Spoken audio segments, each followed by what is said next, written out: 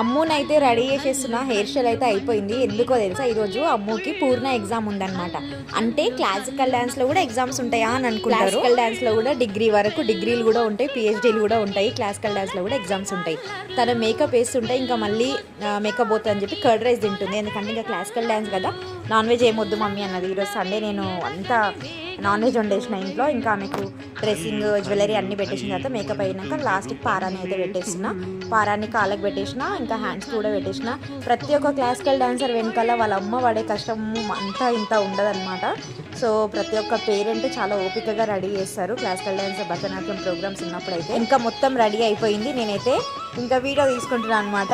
తర్వాత వాళ్ళ డాడీ వచ్చి ఇక్కడ నవ్వుతున్నాడు. సో రెడీ అయిపోయి ఇంకా వాళ్ళ ఎగ్జామ్స్కి అయితే వెళ్ళిపోతున్నారు. వాళ్ళ డాడీ అయితే తీసుకెళ్ళిపోతున్నాడు. ఆల్ ది బెస్ట్ చెప్పేసిన. 3rd ఇయర్ ఎగ్జాము చాలా బాగా ప్రిపేర్ అయింది, బాగా చెప్తుందని అనుకుంటున్నా. వాళ్ళైతే వెళ్ళిపోయారు ఇంకా ఎగ్జామ్కి.